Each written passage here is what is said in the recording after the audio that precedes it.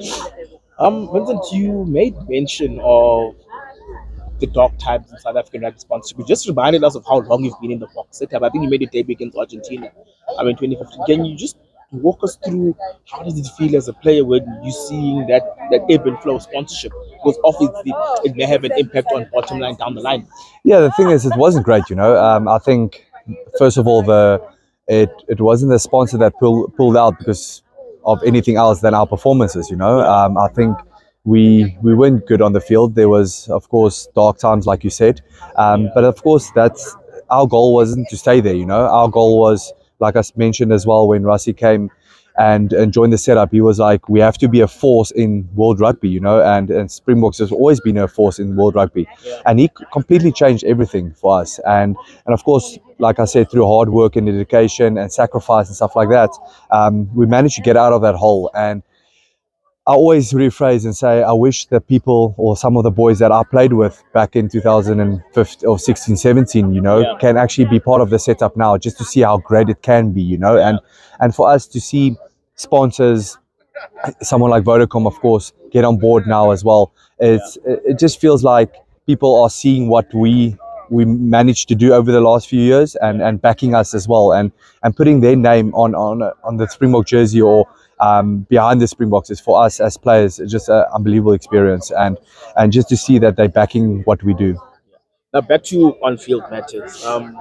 Australia probably will have both Skelton back, and he made a huge difference for Australia. Actually, there's a stat that showed that when he was on the field, Australia would never trail him. How another test match rugby is never about individual battles, but are you able to walk us through how important does and it's about on air here if he gets to play become in terms of combating a particular individual? Yeah, the thing is, we're lucky to play a team sport, so you can't really rely on just one person. I know you said the stats say that he's made a massive difference, and he does. He's a big human being. An old friend of mine, not an old friend, but an old playing partner. We played at Saracens together, teammate. So the thing is, we know the threats that he's gonna be there for the weekend, or what he can do for Australia. But the thing is, like, we're focusing on what we can do better. I think the 4 games we played in June, July, there was some fix-ups, and we're more focused on how can we be the fierce team that we want to be. So for us, we know the individual is there, but in the end of the day, we have to be, as a team, we have to be stronger and better, and whatever he brings, we have to be able to fight that and get on top of it. Have you been to Camp Dawndraad? No. I actually gave him some grief, I said, why didn't I get the invite, but yeah, it's an awesome thing what he did with the younger players, and of course with Asanati, it's been unbelievable to see Asa grow as a player, to see him work unbelievably hard to actually get to where they want him, to the standards that the box want players to be at, and for Don to take him into his house, to sacrifice his family time. It just shows the character who Coach Don is. He's a guy that loves the game, loves the scrum, of course, and that's why he takes players to his farm. Hopefully, I can get a call up one day, but we'll see. Tell us, tell us about Asanati's development. You've obviously scrummed against him. What do you think he's learned in his? Because now he's been proper with you guys for good. Yeah. What has he learned from you? From the setup in his last 9 years? No, the thing is, like, he's grown as a player. Of course, it's not always easy to just walk in the Springbok setup. The way that Coach Rassie has created the culture of the Springboks, it is easy for a player. But I know how nervous you are if you have to walk and see your role models like Eben and those guys, and see in front of you and training with him. So I think he was probably a little bit nervous. But the growth of him as a player has been unbelievable. The way he works, the sacrifices he made. Of course, they said he has to lose a little bit of weight. He did that. The working around the field, not walking to places but running. How fit he's become, how strong he's become in the scrums. You can just see the whole picture of not just as a rugby player off field, like I said, losing weight, healthier living, working hard, getting fitter, getting stronger. You can just see the whole packages getting together, and I promise you, it just feels like he's been there for years, you know. So yeah, I've got loads of respect for him, and yeah, looking forward to see him dominating on the big stages. Finally, from my side, speaking of sides that takes you to up downtown, are you able to walk us through the improvements that Australia have made in the scrum? It was a weak point in the first test, but in the second and third test, it was actually one of their strongest points.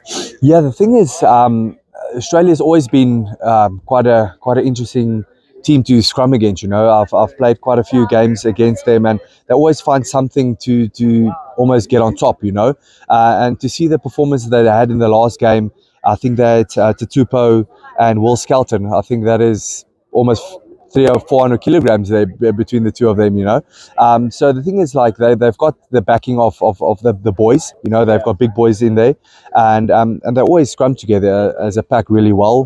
Got a few tricks up their sleeves as well, which always makes it difficult for us as well. But yeah, we know that they're going to be it's going to be a fierce battle up front, but the boys worked unbelievably hard this week, like I said, to fix our what we can fix and to develop our game as well, and especially the scrum with Don.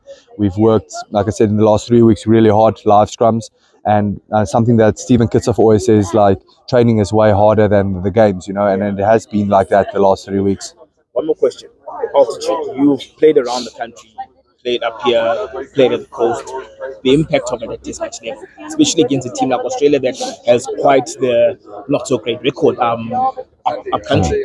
Yeah, the thing is, altitude does make a difference. You know, people can say it doesn't. For a player, it definitely does. You know, your lung starts burning after the 3rd minute in the game. You know, and then you just have to graft out and survive. You know, but yeah, the thing is, of course, it's a test match.